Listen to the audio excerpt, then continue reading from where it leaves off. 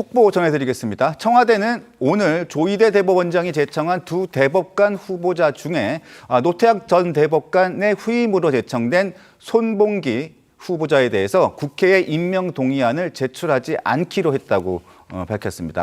오전 서울의 법정, 헌법재판관을 임명하지 않은 전직 총리에게 징역 5년이 구형됐습니다. 임명을 늦춘 것도 범죄라고 했습니다. 오후 춘추관, 대통령이 대법원장의 대법관 제청을 거부했습니다. 그날 밤 한동훈이 물었습니다. 같은 논리에 따라 최소 징역 5년 아닙니까? 오늘 이 하루를 처음부터 끝까지 기록합니다. 지난 영상에서 저희는 3가지 수순을 기록했습니다. 공소 취소, 연임, 그리고 법원 장악, 그때는 분석이었습니다. 오늘부터는 뉴스입니다. 하루에 2개가 움직였습니다.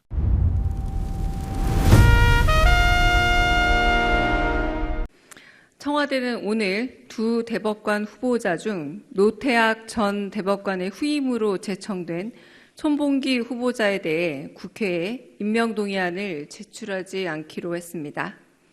이에 대법원장에게 대법관 후보자를 재제청할 것을 요청했습니다.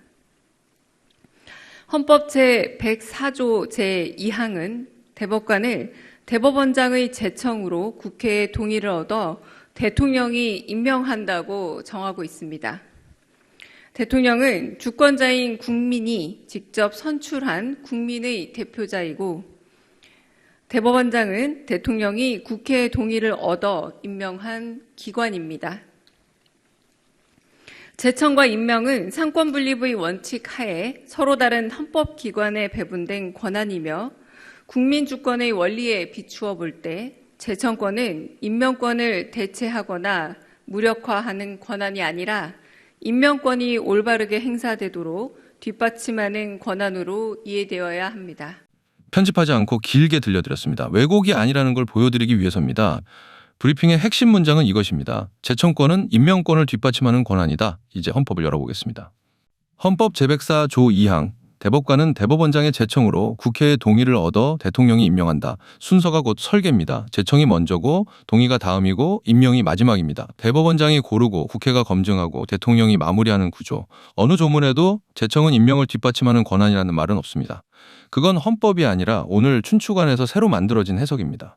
이 해석이 왜 위험한지 이미 짚어놓은 사람이 있습니다. 이놈의 그 선출된 권력, 이 론이 이제 저 사람들의 문제점이거든요. 네. 자유민주주의적 사고방식이 아니에요. 이게 인민민주주의적 사고방식이거든요. 선출된 권력.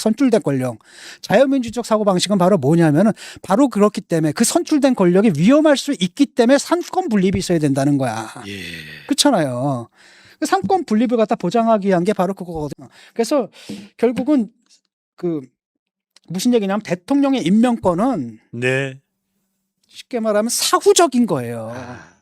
대법원장의 그 대법관을 추천하잖아요. 그럼 거기다 사후에다. 왜? 그래도 대통령은 누가 뽑아준 겁니까? 국민이 뽑았으니까. 예. 그래, 그렇습니까? 그래서 국민의 정당성, 그 다음에 민주적 정당성, 예. 이걸 갖다 부여하는 세레모니 같은 거거든요. 근데 저 사람들은 뭡니까? 사전에 행사하려고 하거든. 그럼 대법원장 제청권은 뭔 의미가 있어? 그리고 이 브리핑에는 나오지 않는 사실이 하나 있습니다. 협의가 왜 무산됐는지입니다. 청와대가 원한 이름은 김민기 판사, 우리법연구회 출신이고 남편은 이 대통령이 임명한 오영준 헌법재판소 재판관입니다. 아내의 대법원 판결을 남편이 헌법재판소에서 다시 볼 수 있는 구조. 대법원장이 이 사람만은 안 된다고 한 이유였습니다. 협의가 깨진 지점은 서면이 아니라 그 이름이었습니다. 이번 노태학 전 대법관 후임자에 대한 제청은 그 절차적 완결성을 충분히 갖추지 못했습니다. 지난 1월 대법관 후보 추천위원회의 추천 이후 대법원장은 7개월이 넘도록 제청을 하지 않다가 8월 18일 실질적 협의가 전혀 이루어지지 않은 상태에서 손봉기 후보자를 일방적으로 서면 제청했습니다. 아까만 해도 속도를 조절할 것 같다 이렇게 했었는데 결국 이제 안타깝게도 그렇지 않다라는 것이 이제 밝혀진 것이죠. 헌법에 보장이 되어 있는 대법원장의 제청권을 그냥 무시한 것이죠. 헌법을 무시한 것입니다. 그래서 서로 이제 분립하라라고 균형의 그 정신을 한 것인데 어떤 특별한 사유도 없이 청와대에서 원하는 사람을 제청하지 않았다는 이유만으로 그냥 아무 이유 없이 제청하지 않은 것도 아니고 협의를 했지만 헌법재판관의 배우자이기 때문에 그래서는 안 된다라는 것이 법조계의 사실은 중론이었는데 법률신문 제목입니다. 청와대 손봉기 대법관 후보자 임명동의안 제출 않는다. 재제청 요청. 헌정사에서 대통령이 대법원장의 제청을 이렇게 공개적으로 거부하고 다시 제청하라고 요구한 장면 자체가 낯선 장면입니다. 그러니까 대법원에서는 양보할 만큼 양보한 거죠. 다만 양보 못하는 건 이건 김민기는 아니다라는 거죠. 그래서 대법원에서도 뭐 하고 나름대로 양보할 건 양보하다가 마지막에 또 대면 요청까지 했대요. 대통령 만나겠다고. 그런데 보통 대법원장이 딱 가서 대통령한테 이 사람 하겠습니다. 대면하는데 거절 못한다 그러더라고요. 예. 그러니까 청와대 쪽에서 안 된다라고 한 거예요. 안 할 거니까. 안 할 거니까. 그래서 결국 서면 제청을 한 거거든요. 예. 이걸 가지고 난리치는 거거든. 정리하면 이렇습니다. 후보를 바꾸고 또 바꾸고 마지막에는 만나서 설명하겠다는 대면 요청까지. 문을 닫은 쪽은 청와대였습니다. 일방적 서면 제청이라는 오늘 브리핑의 표현은 이 순서를 지운 표현입니다. 관행을 말하기 전에 그 관행을 누가 먼저 닫았는지부터 물어야 합니다. 이제 이 장면을 같은 날 오전과 겹쳐보겠습니다. 전직 총리 한덕수, 헌법재판관을 임명하지 않았다는 이유로 재판을 받고 있고 오늘 특검은 징역 5년을 구형하면서 이렇게 말했습니다. 대법관 임명을 늦춘 것도 범죄다. 임명을 안 하면 징역 5년을 구형받는 나라에서 같은 날 대통령은 대법관 제청을 거부했습니다. 한동훈 의원의 글 전문을 읽어드립니다. 오늘 헌법재판관을 미임명한 한덕수 전 총리에 대해 징역 5년이 구형되었는데 특검은 오늘 최종 논고에서 마용주 대법관 임명을 늦춘 것도 범죄라고 했습니다. 같은 날 이재명 대통령은 대법원장이 제청한 손봉기 대법관 후보자를 헌법에 따라 국회로 보내지 않고 거부했습니다. 같은 논리에 따라 최소 징역 5년 아닙니까? 이 문장이 아픈 이유는 남의 칼이 아니기 때문입니다. 임명 지연이 범죄라는 논리는 특검의 논리, 즉 이 정권의 논리입니다. 한동훈은 그 칼을 뺏은 게 아니라 그 칼날의 방향만 물었습니다. 그 논리가 맞다면 오늘 제청 거부는 무엇입니까? 그 논리가 틀리다면 오전의 구형은 무엇입니까? 어느 쪽이든 답해야 하는 쪽은 청와대입니다. 대한민국은 삼권 분립의 나라잖아요. 삼권 분립에서 우위를 가진 삼권이 있습니까? 다른 이권에 비해서?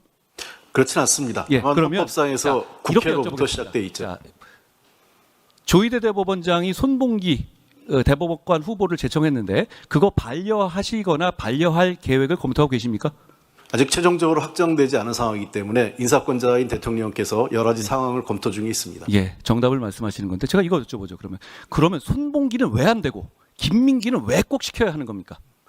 그것은 제가 인사권자가 아니기 때문에 말씀드리기 어렵습니다. 다만 여러 가지 인사권자께서는 다양한 상황, 그 내용과 인사 적절성 여부를 검토하게 돼 있고요. 예, 다만 이게 어떤 의미인지 우리가 아니까 전 이 정도로 하겠습니다.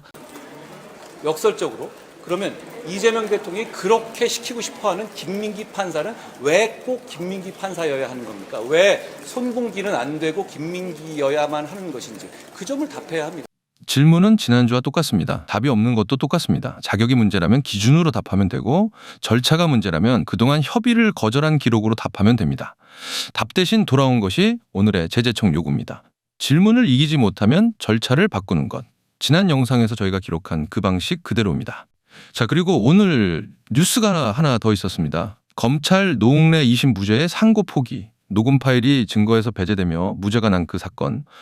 검찰이 대법원의 판단을 받아보지 않기로 하면서 무죄가 사실상 확정 수순에 들어갔습니다. 네. 예. 예전에 발부한 영장으로 했기 때문에 그 법원에서 볼 때는 이거는 독수독가다. 즉 기본적으로 불법 수지 증거다 해서 그 증거 능력 인정하지 않았습니다. 예. 자, 이걸 빼버리니까 이제 무죄가 나온 거예요. 따로 보면 세 개의 뉴스지만 겹치면 하나의 그림입니다. 대통령은 이미 정치검찰에 기소를 하며 사죄했고 민주당은 9월에 조작기소특검법을 처리하겠다고 했습니다. 공소 취소로 가는 길이 오전에 닫혔고 법원 장악의 길이 오후에 뚫렸습니다. 그러려면 뭘 해야 되느냐면 한편으로는 공소 취소를 하고 두 번째는 뭡니까? 연임을 하거나 예. 그다음에 그도저도 안 된다면 법원을 장악해가지고 내 사람으로 심어놔야 되는 겁니다. 그래서 대법관을 갖다 26명으로 늘어놓는 거 아니에요? 아하. 자기 임기 동안에 22명을 임명을 하게 돼 있어요. 수순표를 업데이트하겠습니다. 첫째, 공소 취소. 상고 포기로 한 칸 전진. 둘째, 연임 개헌. 대기 중. 셋째, 법원 장악. 오늘 제청 거부로 실행. 예고를 들었을 때는 과하다 싶었던 분들도 오늘은 다르게 보이실 겁니다. 분석이 하루 만에 속보가 됐습니다. 자, 한동훈 글의 마지막 대목입니다. 야권의 국회의원들이 모두 함께 뜻을 모아 이재명 대통령의 손봉기 후보자 제청 반려의 위헌성을 확인하기 위해 헌법재판소에 권한쟁의 심판을 청구할 것을 제안합니다. 이 제안이 중요한 이유가 있습니다. 분노는 하루를 가지만 절차는 기록을 남깁니다. 성명서가 아니라 권한쟁의 심판. 헌법이 만들어 놓은 정식 절차입니다. 국회의원의 동의 권한이 침해됐는지 헌법재판소가 판단하게 하자는 것, 상대가 절차를 부수며 갈 때 절차로 맞서자는 것, 말로 싸우는 정치인은 많습니다. 헌법의 문법으로 싸우는 정치인은 드뭅니다. 정리하겠습니다. 오늘 하루였습니다. 오전 재판관을 임명하지 않은 죄, 징역 5년 구형, 오후 대법관 제청 거부, 그 사이 검찰의 상고 포기, 그리고 그날 밤 한 문장의 질문. 같은 논리면 최소 징역 5년 아닙니까? 청와대는 재제청을 요구했고 대법원장의 선택이 남았습니다. 다음 수순이 무엇이 되든 저희가 지켜보고 기록하겠습니다. 보수는 지금 갈림길에 있습니다. 절차가 무너지는 걸 구경하는 길과 절차로 맞서는 길. 저희는 두 번째 길을 기록하겠습니다. 이 영상이 유익하셨다면 구독과 좋아요 그리고 댓글로 여러분의 판단을 남겨주세요. 무너진 보수 다시 세웁니다. 보수의 재건이 자유 대한민국의 재건입니다. 지금까지 보수재건이었습니다.